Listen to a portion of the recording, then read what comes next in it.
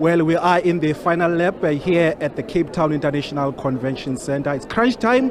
We will see which political parties are going to be working with the ANC in the formation of this government of national unity. The IFP is one of the parties that is said to be part of that deal. Inkosi Mzamo Buthelezi is the deputy president of the IFP. Thank you so much for your time. Is there a deal?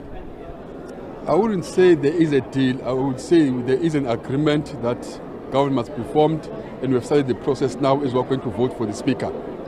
And then as the IFP, can you confirm whether you'll be voting with the ANC and the other parties that I've mentioned in terms of getting the threshold to vote these people in? Yes, of course, yes. We're going to vote in favor of the name that has been proposed from the African National Congress. It's an agreement that we have reached because, as I said, that as leaders, people of this country have entrusted us now. That is up to the 400 members who are in the House that should decide as to how they take the country forward. And we can't hold the country at ransom. We have to decide, and we are going to support the speaker that has been proposed from the African National Congress. And what is in it for the IFP? There isn't anything for the IFP, but everything for people of this country.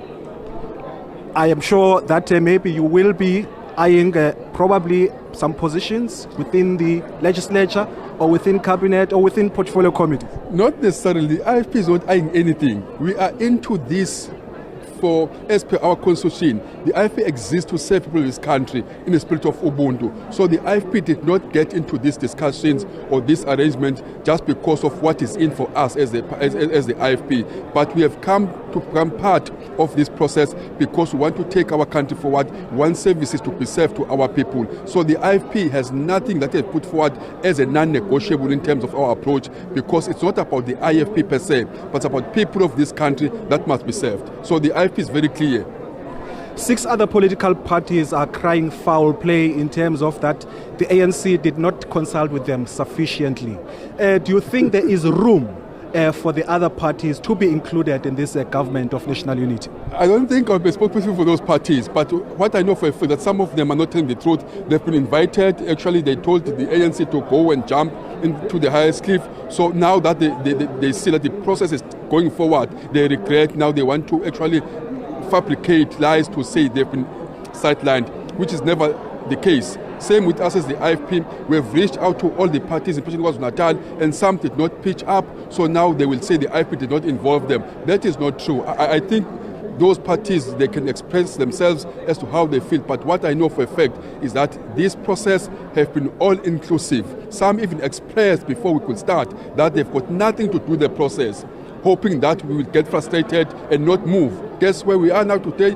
The process is going forward, and we're going to take our country forward, and people of this country are going to continue to receive services from us because we have a keen interest to serve people of this country.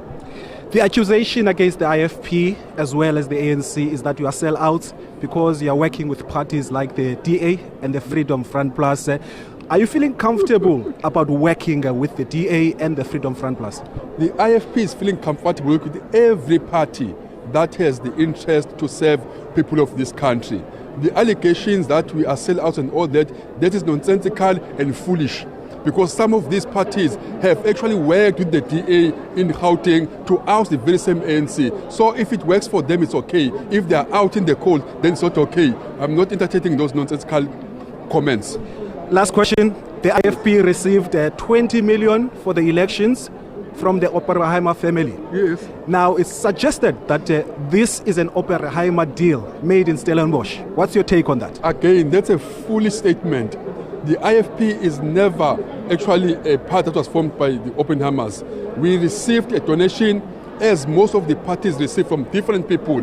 Fortunately for the IFP, because we are a part of integrity, we declared that. For them to know, it's because we declared, because we've got nothing to hide. So, you know, some of these people, we don't need to actually listen to them because we know who they are.